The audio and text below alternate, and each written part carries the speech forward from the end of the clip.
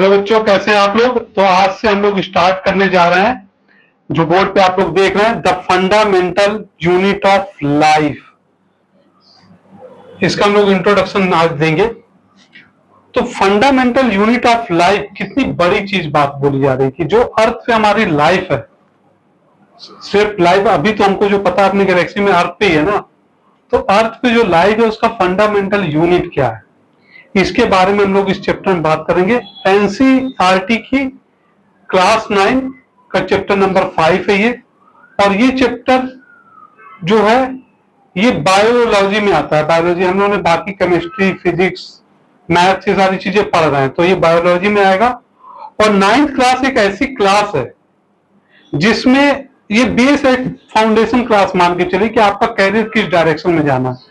तो अगर किसी ने 8th तक कम भी पढ़ाई की है और अगर वो 9th क्लास से सीरियस हो जाता है, तो 9th क्लास से सीरियस होने पे बच्चा अपनी लाइफ में कैरियर बहुत अच्छा बना सकता है।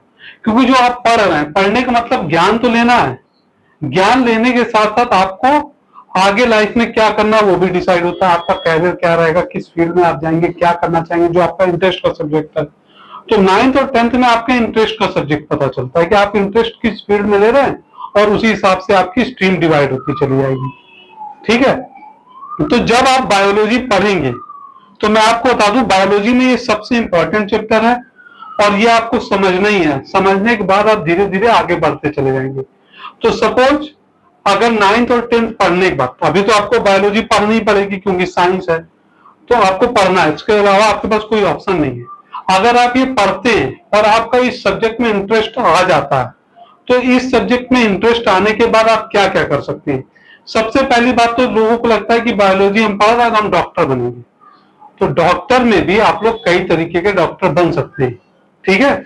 अगर आपने एमबीबीएस कर लिया, बैचलर ऑफ मेडिसिन या बैचलर ऑफ सर्जरी, मतलब bachelor of medicine and bachelor of surgery, तो एमबीबीएस आप डॉक्टर बन जाएंगे। उसके बाद आगे पोस्ट ग्रेजुएशन वगैरह होता रहेगा।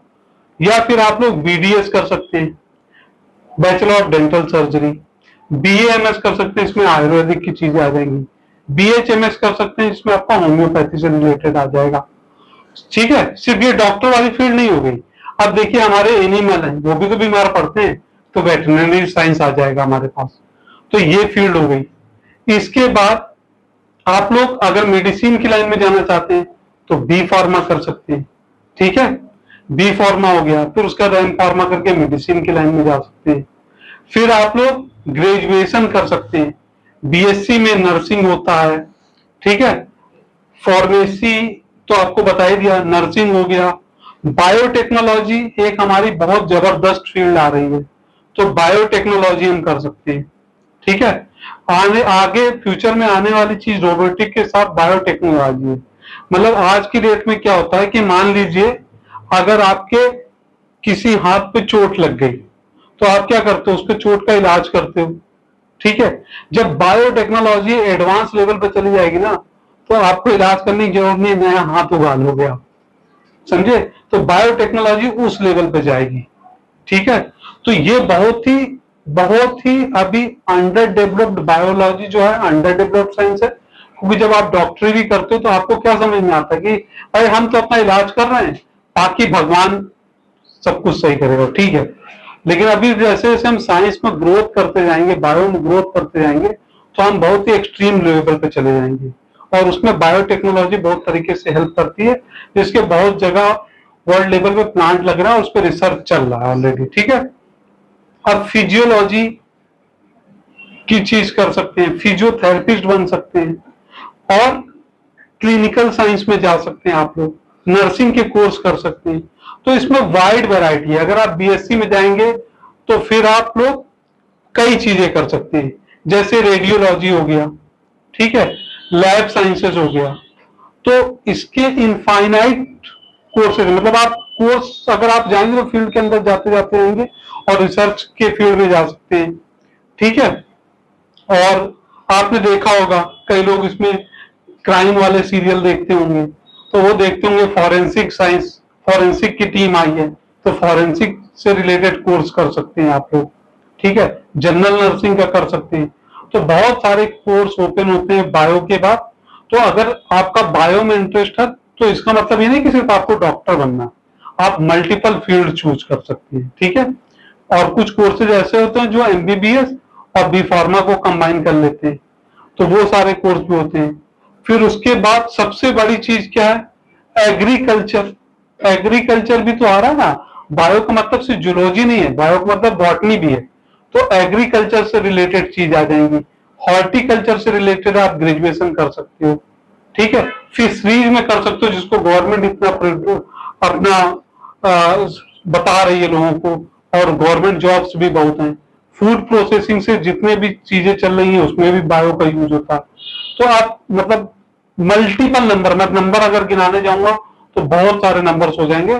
तो बायो के बाद सिर्फ आपका डॉक्टरी का ऑप्शन नहीं है, बायो के बाद बहुत सारे ऑप्शन ओपन होते हैं।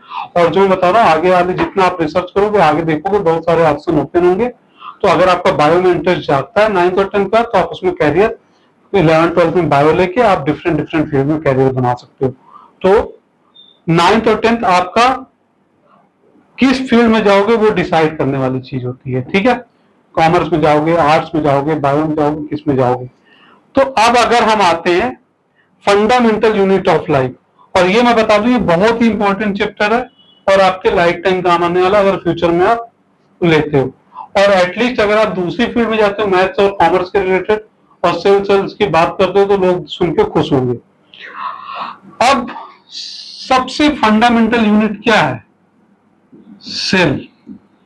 जब हम सेल की बात कर रहे हैं तो आप एज ए स्टूडेंट क्या समझ रहे हो जिन्होंने बायो नहीं पढ़ी?